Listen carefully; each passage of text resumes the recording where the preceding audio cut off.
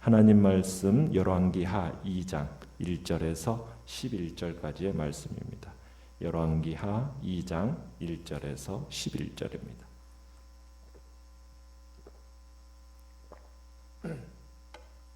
열왕기하 2장 1절에서 11절까지의 말씀을 한 목소리로 같이 읽겠습니다. 시작. 여호와께서 회오리 바람으로 엘리야를 하늘로 올리고자 하실 때에 엘리야가 엘리사와 더불어 길갈에서 나가더니 엘리야가 엘리사에게 이르되 청하건대 너는 여기 머물라. 여호와께서 나를 베델로 보내시느니라 하니 엘리사가 이르되 여호와께서 살아계심과 당신의 영혼이 살아있음을 두고 맹세하노니 내가 당신을 떠나지 아니하겠나이다 하는지라. 이에 두 사람이 베델로 내려가니 베델에 있는 선지자의 제자들이 엘리사에게로 나와 그에게 이르되 여호와께서 오늘 당신의 선생을 당신의 머리 위로 데려가실 줄을 아시나이까 하니 이르되 나도 또한 아노니 너희는 잠잠하라 하니라. 엘리야가 그에게 이르되 엘리사야 청하건대 너는 여기 머물라. 여호와께서 나를 여리고로 보내시느니라. 엘리사가 이르되 여호와께서 살아계심과 당신의 영혼이 살아있음을 두고 맹세하노니 내가 당신을 떠나지 아니하겠나이다 하니라. 그들이 여리고에 이르매 여리고에 있는 선지자의 제자들이 엘리사에게 나와 이르되 여호와께서 오늘 당신의 선생을 당신의 머리 위로 데려가실 줄을 아시나이까 하니 엘리사가 이르되 나도 아노니 너희는 잠잠하라. 엘리야가 또 엘리사에게 이르되 청하건대 너는 여기 머물라. 여호와께서 나를 요단으로 보내시느니라 하니 그가 이르되 여호와께서 살아계심과 당신의 영혼이 살아있음을 두고 맹세하노니 내가 당신을 떠나지 아니하겠나이다 하는지라. 이에 두 사람이 가니라. 선지자의 제자 50명이 가서 멀리 서서 바라보매 그 두 사람이 요단가에 서 있더니 엘리야가 겉옷을 가지고 말아 물을 치매 물이 이리저리 갈라지고 두 사람이 마른 땅 위로 건너더라. 건너매 엘리야가 엘리사에게 이르되 나를 내게서 데려감을 당하기 전에 내가 내게 어떻게 할지를 구하라. 엘리사가 이르되 당신의 성령이 하시는 역사가 갑절이나 내게 있게 하소서 하는지라. 이르되 내가 어려운 일을 구하는도다. 그러나 나를 내게서 데려가시는 것을 내가 보면 그 일이 내게 이루어지려니와 그렇지 아니하면 이루어지지 아니하리라 하고 두 사람이 길을 가며 말하더니 불수레와 불말들이 두 사람을 갈라놓고 엘리야가 회오리 바람으로 하늘로 올라가더라. 아멘. 오늘 말씀의 제목은 성령의 역사를 갑절로 구하는 제자라는 제목으로 말씀을 나눕니다. 엘리야가 이제 지상에서 자신의 삶이 끝나가고 있음을 알았습니다. 또한 하나님이 어떤 특별한 방법으로 자신을 이 세상에서 데려가실 것도 알았죠. 그래서 엘리야는 자신의 마지막을 준비하기 위해서 길을 떠납니다. 오늘 본문에 보면 하나님은 엘리야를 움직이도록 하시는데요. 자, 내용 관찰 문제 1번을 보시면 자, 엘리야가 회오리 바람을 타고 하늘로 올라가기 전에 어떤 행적을 보였습니까? 자, 우리가 한번 보시면은 엘리야가 제일 처음에는 어디로 가고 있습니까? 1절에 보면 길갈이라는 곳으로 가고 있고요. 그 길갈이라는 곳에서 다시 2절에 보면 어디로 갑니까? 베델로 갑니다. 자, 그리고 베델에서 4절로 가보시면 또 어디로 가고 있습니까? 여리고라는 곳으로 가고 있죠. 그리고 그 여리고에서 6절에 가보시면 요단 강가로 이렇게 움직이고 있습니다.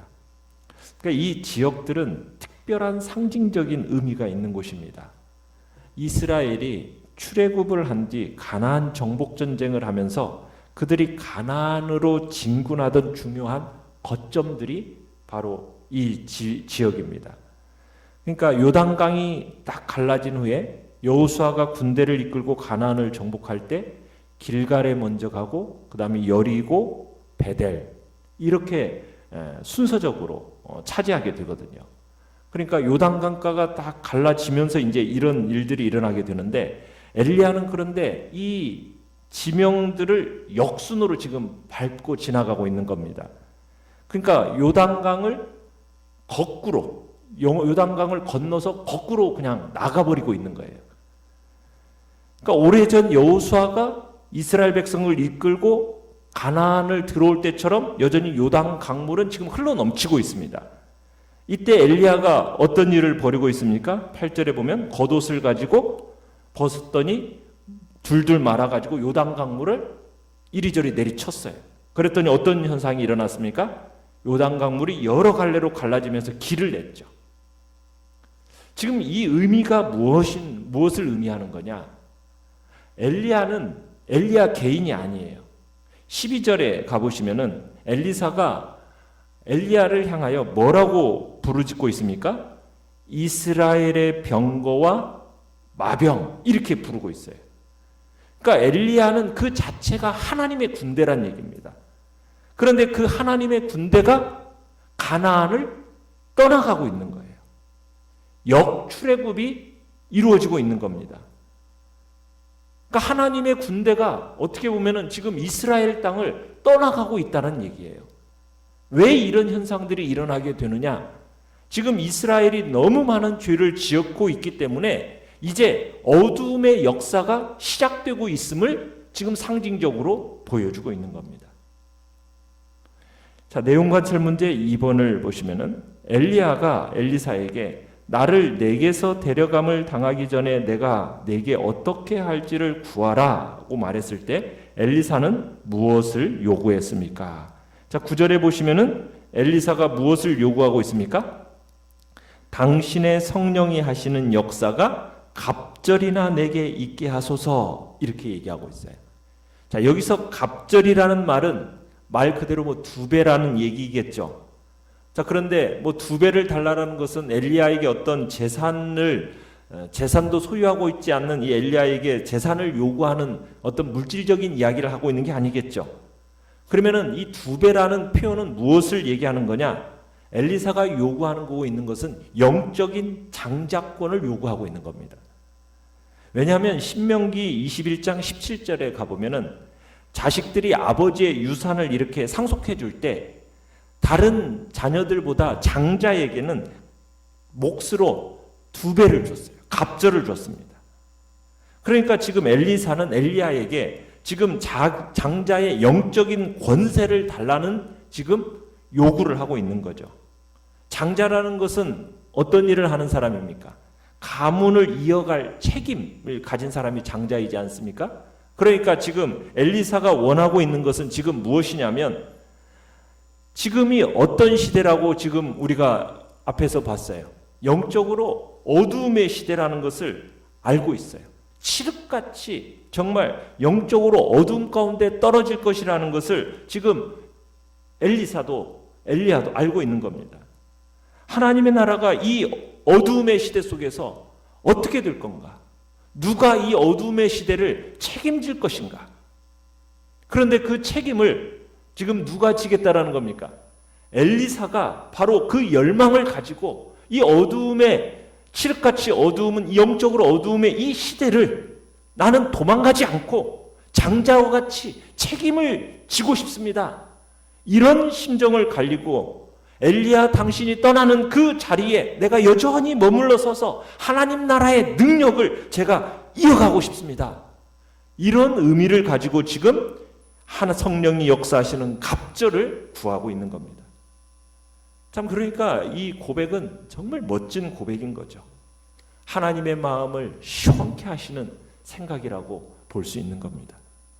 자, 연구와 묵상 문제 3번을 보시면 엘리사의 요구에 엘리야는 왜 어려운 일을 구한다고 대답을 했을까요? 자, 엘리사가 엘리야로부터 계승받고자 하는 이 능력은 엘리야가 마음대로 넘겨줄 수 있는 것입니까? 없는 것입니까? 마음대로 엘리야가 주고 싶다고 해서 마음대로 줄 수 있는 게 아니에요. 왜? 엘리야의 소건이 아니라 누구의?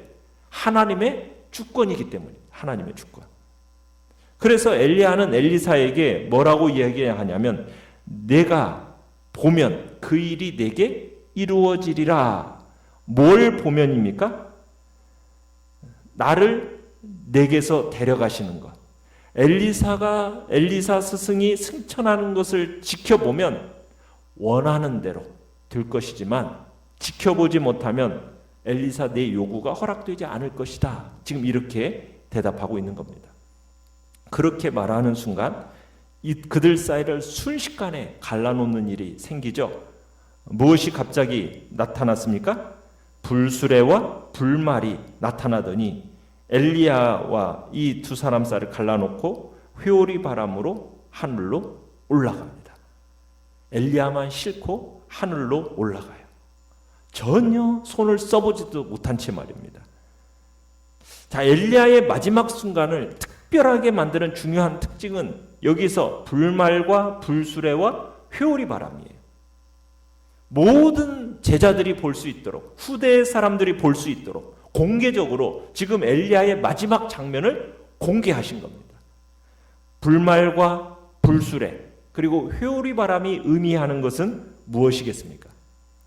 성경에서 보면 불말과 불수레, 이 회오리 바람을 언급할 때는 하나님의 임재를 표현하는 상징이에요. 그러니까 불수레와 불말들은 거룩한 용사이신 우리 주님께서 타시는 전차를 가리킬 때 쓰이는 단어들입니다.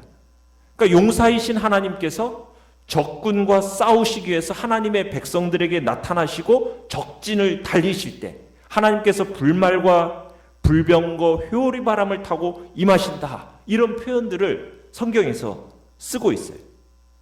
그런데 하나님이 육체가 있으신 분이십니까? 그건 아니잖아요. 영이시기 때문에 무슨 공간 이동이 필요하거나 그런 분이 아니세요. 그런다고 하나님이 실제로 우리 인간과 같이 불말과 불전차를 타고 움직이시느냐? 그건 아니에요. 이런 표현을 쓰신 이유는 무엇이겠습니까?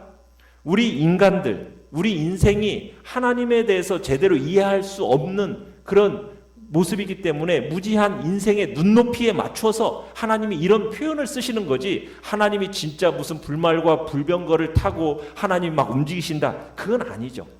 이 불말과 불수레, 회오리 바람, 자, 이것을 통해서 하나님이 말씀하시려고 하는 것은 어떤 상징적인 사인이 있는 거예요. 도구로서, 사인으로서 하나님이 보여주시는 거예요. 그러면 도대체 여기에서는 하나님이 무엇을 말씀하시고자 하는 거냐? 하나님의 임재를 상징하는 불말과 불수레, 회오리 바람, 이게 지금 엘리야를 호위하고 있지 않습니까? 하나님의 임재가 엘리야를 호위합니다. 이건 마치 하나님께서 엘리야에게 당신의 전용기를 보내신 것과 같은 거예요. 군대에서는 사단장이 타는 차를 1호차라고 합니다. 그러니까 그 1호차를 탄다라는 것은 사단장급으로 대우를 해준다는 거예요. 그러니까 놀라운, 그러니까 만약 누군가가 그 1호차를 사단장이 아닌 다른 사람이 탄다라는 것은 대단한, 그 사람에 대해서 높여주는 그런 일이거든요. 마찬가지로 하나님께서 지금 엘리야에게 자신만이 탈 수 있는 전용기, 아니 1호차를 딱 보내주신 거예요. 그러면서 그를 영접하고 있다는 얘기죠. 그러니까 하나님께서 이 엘리야를 얼마나 존귀하게 대접하고 있는지를 지금 유감없이 보여주고 계신다라는 것을 모든 사람들이 볼 수 있도록 지금 하고 있다라는 것을 우리에게 지금 보여주고 계시는 겁니다. 하나님께서 엘리야의 이 마지막 순간 당신의 전용기를 딱 보내시면서 그를 태워서 하나님의 나라로 영접해 주시는 것, 그것을 모든 만방에게 볼 수 있도록 하나님이 알려주셨어요. 그러면서 무엇을 얘기하고 싶으셨던 겁니까? 봐라, 내가 다 전부 다 기억하고 있지 않느냐. 내 종이 당하는 그 고생, 고통 내가 하나도 잊어버리지 않고 내가 다 기억한다. 그리고 그것에 대해 내가 합당하게 그에게 영광스러움으로 보답한다. 이게 하나님이 보여주시고자 하는 지금 모습인 거예요.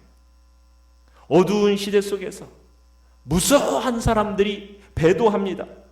우상숭배에 삼켜지는 그런 시대 속에서 엘리야는 자기 혼자만 남았다라는 그런 심정을 가지고 마지막까지 이 어두운 시대 속에서 한 줄기의 빗줄기처럼 그렇게 살아갔던 엘리야. 그 엘리야의 삶을 하나님은 결코 헛되게 보지 않으셨다는 얘기죠. 우리의 삶도 마찬가지입니다. 저는 이 시대를 보면서 코로나19 바이러스 시대, 지금 마지막을 향하여서 하나님이 어떻게 보면 갈라내시는 장면으로 생각이 되어져요.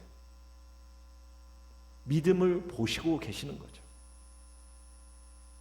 어느 때까지, 그리고 점점 어두움으로 흘러가는 그 시대 속에서 끝까지 누가 믿고 그 믿음 안에서 붙들고 이 믿음의 싸움을 싸워 나갈 것인가. 마치 엘리야와 엘리사의 시대를 향하여 지금 들어가는 듯한 느낌을 보는 겁니다. 그때 우리가 믿음으로 싸우는 이 싸움은 결코 헛되지 않다라는 것을, 그리고 그것에 대해서 하나님이 그것을 영광스러움으로 그를 맞아주실 것이라는 것을 우리에게 마치 시위하듯이 지금 엘리야를 통해서 보여주고 계시는 것입니다. 불말과 불수레 그리고 회오리 바람으로써 끝까지 믿음의 싸움을 싸운 그에게 주시는 영광스러움을 엘리야를 통해서 우리 주님은 말씀하고 싶어 하시는 것이죠. 느낀 점 4번을 보시면 성령이 하시는 역사가 갑절이나 자신에게 임하기를 구하며 끝까지 엘리야를 뒤쫓는 엘리사의 모습에서 무엇을 느낍니까? 점점 어두워져 가는 이 영적으로 정말 칠흑같이 캄캄해져 가는 이 북왕국 이스라엘에서 하나님의 사명을 온전히 감당하기 위해 성령의 권능이 더욱 절실히 필요하다는 것을 엘리사는 느끼고, 그리고는 엘리야를 떠나지 않고 계속 뒤쫓는 이 엘리사의 모습에서 하나님 나라에 대한 열정, 우리는 그걸 느끼게 됩니다. 엘리사에게는 스승 엘리야에게 임했던 그 능력이 자신에게도 동일하게 임해서 정말 그의 스승처럼 이 하나님의 거룩한 선지 사역을 잘 감당하고자 하는 거룩한 소망에 대한 그 열심을 우리는 이 엘리사를 통해서 느끼게 되는 거예요. 거룩한 소망을 품고 하나님께 매달려 간구하는 그 열심이 우리 안에도 있어야겠습니다. 엘리사 이외에도 수많은 선지 생도들이 있었지만 엘리야의 승천이라는 놀라운 역사를 경험한 사람은 엘리사밖에 없어요. 그리고 갑절의 영감을 얻을 수 있었던 것도 엘리사뿐이었습니다. 엘리사가 그러한 축복을 누릴 수 있었던 이유가 어디에 있습니까? 하나님의 사역을 훌륭하게 감당하고자 하는 그 거룩한 소망과 그에 대한 열심 있는 간구가 있었기 때문에 이 일이 또한 가능했던 거죠. 열심히 간구하되 하나님께 대한 거룩한 소망을 품고 열심히 기도함으로써 또 우리의 삶에 하나님의 응답들을 경험해 나가시기를 간절히 바랍니다. 결단과 적용 5번을 보시면 엘리야와 엘리사의 아름다운 사역 승계는 오늘 우리의 사역 현장에도 필요합니다. 나는 엘리야의 입장입니까? 엘리사의 입장입니까? 하나님이 보내시는 곳에서 하나님이 하라고 하시는 일을 감당하기 위해 내가 구해야 할 것은 무엇입니까? 오늘의 기도를 같이 읽겠습니다. 시작. 주의 은혜의 입기를 소원하오니 성령이 주시는 갑절의 영감으로 이 악한 세대의 빛을 발하게 하소서. 아멘.